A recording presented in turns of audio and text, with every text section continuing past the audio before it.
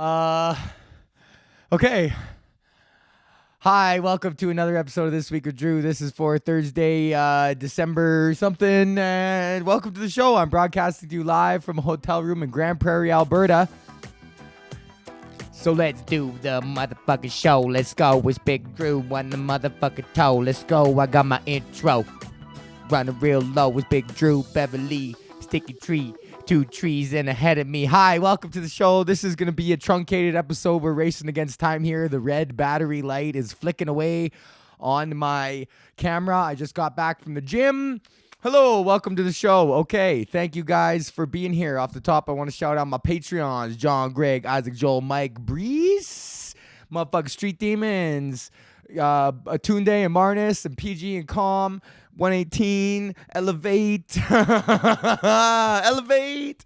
What's up? Hi. I hope this works. I'm just going to try to burn through it. If the camera dies, then we'll just do like the rest of it on the audio version. So we'll see what happens here. Hi. How was my... Oh, actually, I have an acoustic guitar right now. How can I do this? What if I went...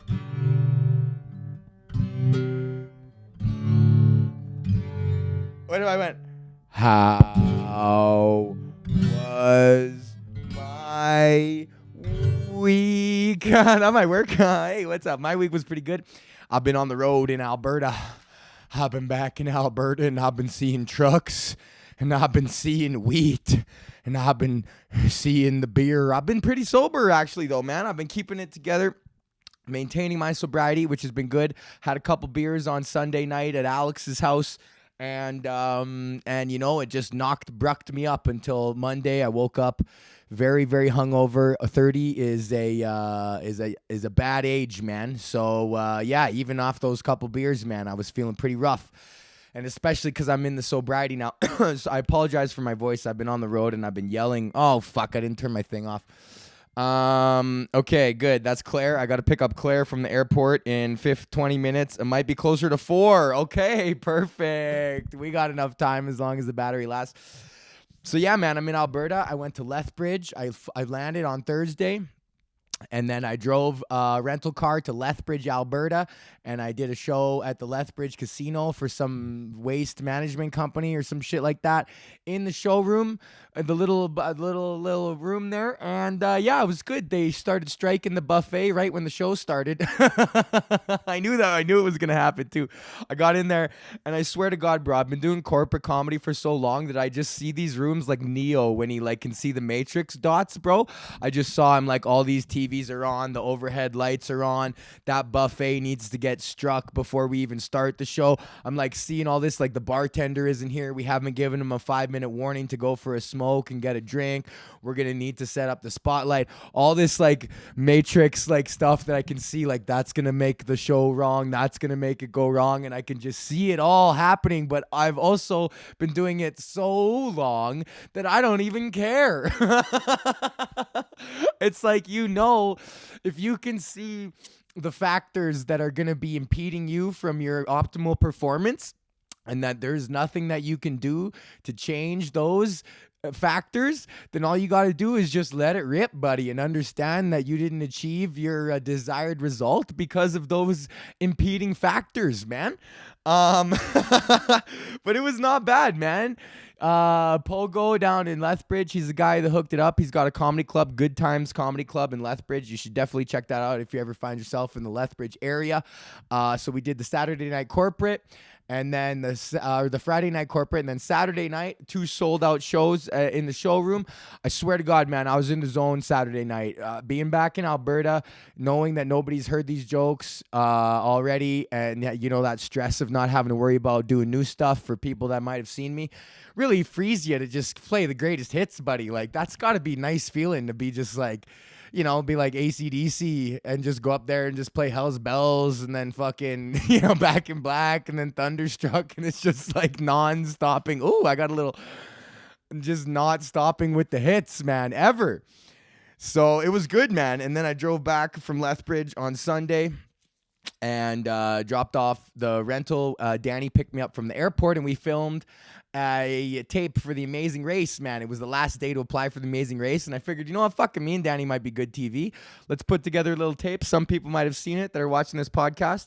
So fingers crossed, man. My experience with MasterChef last year, I wasn't doing the podcast yet when I did MasterChef, but last year I auditioned for MasterChef, and I made it through the online round, and then I made it to the cooking round, and then I made it through the cooking round into the casting round, where they've gathered together the 150 people or whatever, the 100 people that they like across the country, and then they hand it off to the TV producers, and then those pick their best ones.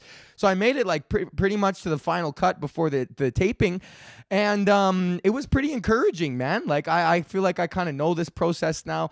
Courtney is definitely into reality TV, so I understand now what the narratives that they're looking for. They love when people cry. They love a good story. They love a nice, some kind of cancer dad or fucking something like that always goes over well. So we tailored our application accordingly to those specifications, and the tape came out funny.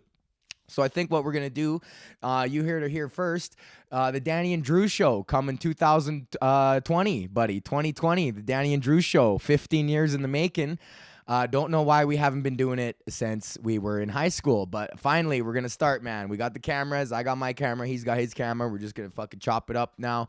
And the Danny and Drew Show, man, because we're just throwing it against the wall. Also, I'm saying this now to hold myself to it, ramping up the podcast to twice a week starting 2020. We're going to do Monday episodes. We're going to do Thursday episodes. Literally copying Bill Burr. I am Control-C, Control-V on this guy's career. Fucking just try to murk the road for as long as you can, and don't let go. Just hold on forever and stay sober and exercise. I just came back from the gym. I did about 20-ish minutes on the elliptical. Good. Elliptical is good. The treadmill, I normally am a treadmill guy, but the fucking treadmill in the gym, and it had a slippy mat. Very dangerous, side to side sway, not optimal for running. You don't want to hurt yourself, buddy. I'm on the road right now. We got to keep it clean. Got to keep the ankles. Got to keep the shoulder nice. Working on the fucking gun show. That's not as much of a spud as I wanted it to be. We're still bleak and red here, and I am freaking the fuck out that this is not going to last. How was my week? And then, on Monday, we got off, me and Danny were recovering from being fucking old and drinking on Sunday night. And I saw the other 19-year-old New Edmonton comics at the show, and they're just looking like, I'm back to normal. It's like, fuck you. I remember when that was me. And I could just drink every day and be fine. But now I don't, man. I go to bed early and I fucking wake up and I go to the gym because longevity is the key, man. If you don't make these changes now at 30, if you don't start flossing, man, if you don't start fucking stacking dough, that's the next mission, is complete the dough stackage, man. Just continue to stack the dough and then, set yourself up for some fucking long-term success. I don't know if I got the beard coming back. I don't know if I'm going to keep it, though. I really like the stash, but everyone's got a mustache now. I told you fucking guys when I shaved it that I was way ahead of the curve on the mustache, and you have to know that you've seen more mustaches since I shaved my mustache. Now, I don't want to say that I am the reason why the mustache is cool. That's definitely not true. I would not be so narcissistic. But I believe I had a hand to play. No, no, but it's just the way facial hair goes, man. It was trending, man. The beards were in for a long time, 4 or 5 years, the little tight beards, and then accompanied with the man bun, they got a little bit longer. And in reaction to the man bun, I believe there was the mustache.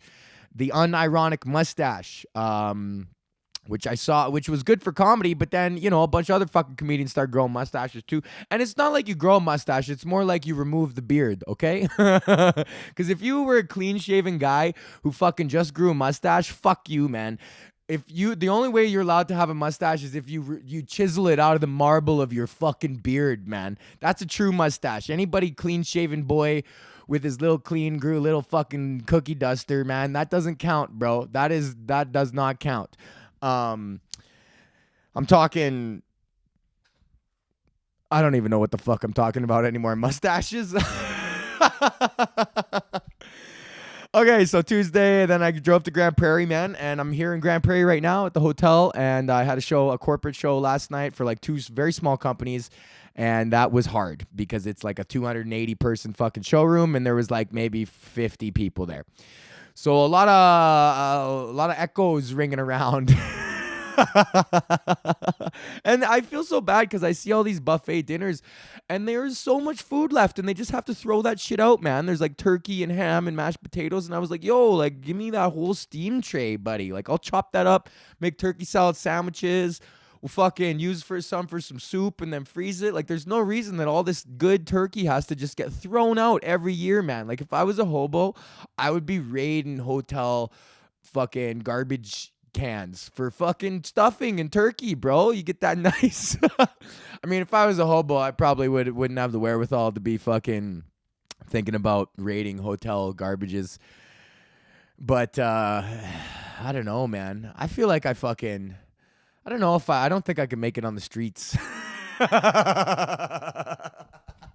I'm too soft, man. My hands are too soft and I don't like the smell of poop.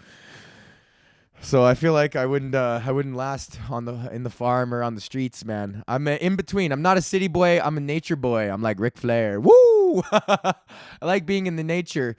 I do. I enjoy that, but I also, I don't like waking up at 5 a.m. and fucking feeding the cows. I want to wake up at 5 a.m. and go for a hike and get some nice pictures at the top of the fucking waterfall. Wake up at 5 a.m. for that, but I ain't waking up to muck the barns. That's for goddamn right. Just fucking around. Oh boy, man, this red light is just blinking, bro. Should we just shut her down at 12? I guess. Fuck. I hope this uploads. It's gonna take forever to upload on the hotel internet, but maybe we'll just shut her down now and at least crank it out on Thursday. And then in a couple weeks, buddy, you're going to start getting 2 days, man. And the Danny and Drew show and the fucking Patreon content that I already am working on. Buddy. Okay, good. More texting.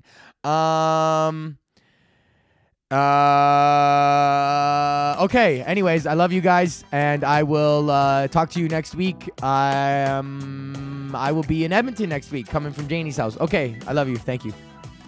He's fucking going on. He's fucking pick a egg and he's fucking